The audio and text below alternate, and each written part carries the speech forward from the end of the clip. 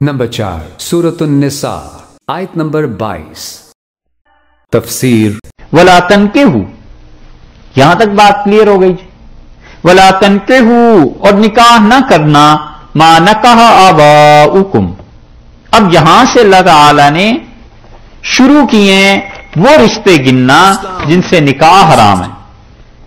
फरमाया वला तनकिहू मा नकाह आबाउकुम मिनन निसाई, और हरगिज निकाह न करना उनसे पहला रिश्ता, मा नकाह आबाउकुम, जिससे निकाह कर चुके हैं तुम्हारे वालिद, वालिद की मनकूहा है, मां हो गई, वालिद की बेवा है, सौतेली मां हो गई, वालिद ने किसी को तलाक दे दी थी, वो हो गई।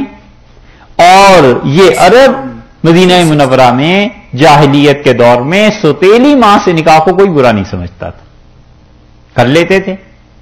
इसलिए अल्लाह ने यहां मां का लफ्ज नहीं इस्तेमाल फरमाया मां न कहा आबाउकुम, तुम्हारे वालिद ने जिससे भी निकाह किया, इसी तरह दादा, परदादा, नाना, आगे सारे रिश्ते आ गए।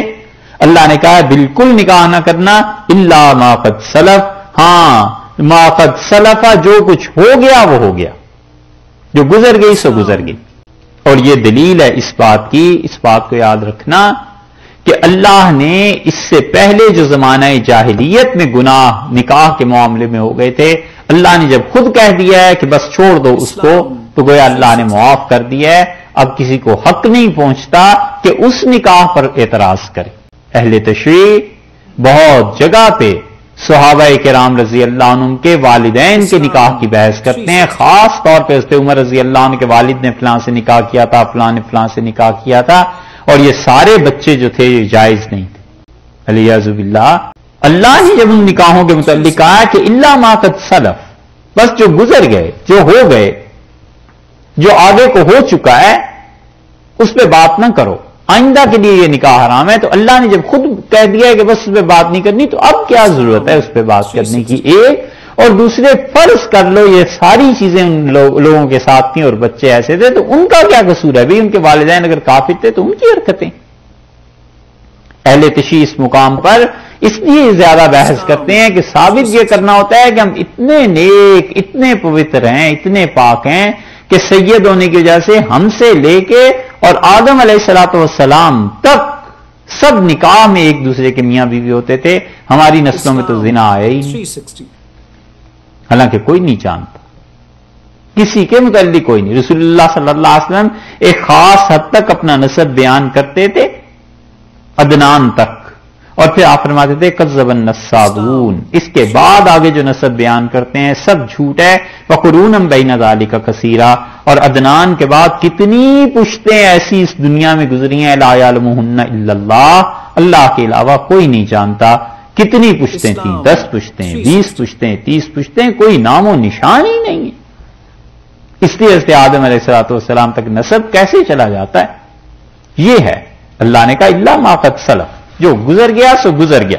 इन्नहू कान फाहिशतन, और ये जो सौतेली मां से वालिद की निकाह शुदा किसी से निकाह को करना, अभी पहले बता दिया था निकाह के मसाइल, ठीक है, इसलिए उसको रिपीट नहीं कर रहे। इन्नहू कान फाहिशतन, ये अकली तौर पर बड़ी बेहयाई है। 3 लफ्ज इस्तेमाल फरमाया, फाहिशा 1, मक्ता 2 और साअ सबीला।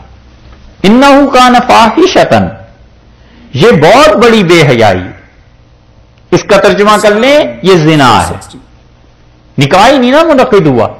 वह मक्ता, और मक्त ऐसी चीज जिसे देखकर तबीयत में घिन पैदा होती है, जिस चीज को देख के तबीयत में नफरत पैदा होती है। जैसे बाज लोग छिपकली को देखे तो घिन पैदा होती है ना तबीयत में, ऐसी चीज है ये निकाह कि अपने वालिद के किसी मनकूहा से निकाह करो, ऐसी चीज है, घिन पैदा होती। 8 किस्म के निकाह होते थे जाहिलियत के दौर में, उनमें से एक निकाह ये निकाहुल मक्त कहलाता था, यानी ऐसा निकाह जिसे देख के नागवारी पैदा हो कि अपनी सौतेली मां से निकाह कर दिया। दूसरा निकाह वो करते थे वक्ती मौक़त निकाह, वक्त के तौर पे, 1 महीने के लिए, 1 दिन के लिए, 2 दिन के लिए।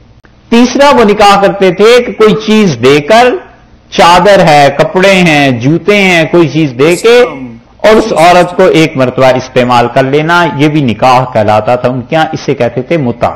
چوتھا نکاح وہ کرتے تھے اس طرح سے، عائشہ رضی اللہ عنہا نے ان 8 نکاحوں کی تفصیل بیان کی ہے کہ ایک عورت دعوت دیتی تھی کچھ مردوں کو، اور جب اس کے یہاں اولاد ہوتی تھی تو وہ کسی کے متعلق بھی کہہ دیتی تھی کہ یہ تمہارا بیٹا ہے بس، یا تمہاری بیٹی ہے، یہ نکاح ہوگی، اس کا وارث قرار پاتا تھا۔ 5ویں بھی یہی حرکت تھی، لیکن اس میں وہ کاہنوں کو بلا لیتی تھی عورت اور کہتی تھی میرے پاس اتنے لوگ آئے تھے اور ان میں سے جس کا بیٹا ہے ذرا تم اندازہ کرو کس کے ساتھ شکل و صورت ملتی ہے، تو کاہن جس کے ذمہ لگا دیتا تھا، یہ بھی ایک نکاح ہو جاتا۔ اور چھٹا نکاح ان کے ہاں وہ خاندان والے کر دیتے تھے، کوئی پتہ نہیں ہوتا تھا اس کا باپ کون ہے، خاندان والے کہہ دیتے تھے کہ فلاں ہے، چلو جی ہو گیا نہیں۔ اور 7واں نکاح جو تھا اعوذ باللہ، وہ جھنڈے لگا دیتی تھی، اور وہ جھنڈے یا چراغ جلا دیتی تھی، اور وہ اس کا مطلب یہ ہوتا تھا کہ یہاں پر ایسا کاروبار ہوتا ہے، اور بس جس کو بھی وہ انتخاب کر لیں، وہ بھی ایک طرح کا نکاح گنا جاتا تھا۔ اور 8واں نکاح وہ تھا جو اب ہوتا ہے ہمارے ہاں، یہ 8 نکاح رائج تھے عربوں کے ہاں، اور ان میں سے 7 کو منسوخ کر دیا رسول اللہ صلی اللہ علیہ وسلم نے، ایک ہی نکاح باقی رہ گیا جو اب ہوتا ہے، اور اہل تشریع کے نزدیک متع بھی منسوخ نہیں ہوا، وہ اب بھی اس کے قائم۔ تو نکاح المقت یہ ہے، اللہ نے فرمایا وہ مقتا، اور یہ سوتیلی ماں سے نکاح یہ زنا بھی ہے، اور دیکھ کے اسے طبیعت میں گھن پیدا ہوتی ہے، وساء سبیلا، اور کتنا ہی برا ہے یہ راستہ، یعنی اس پر جو نتائج مرتب ہوں گے وہ بھی کتنے برے ہیں۔ اس کے نتیجے میں ہوگا کیا؟ جائیداد کی تقسیم کیسے ہوگی؟ ایک طرف تم اس عورت کے بیٹے کی حیثیت سے حصہ وصول کرو گے، دوسری طرف تم اس کے شوہر بن جاؤ گے، ساء سبیلا، کتنا برا راستہ ہے۔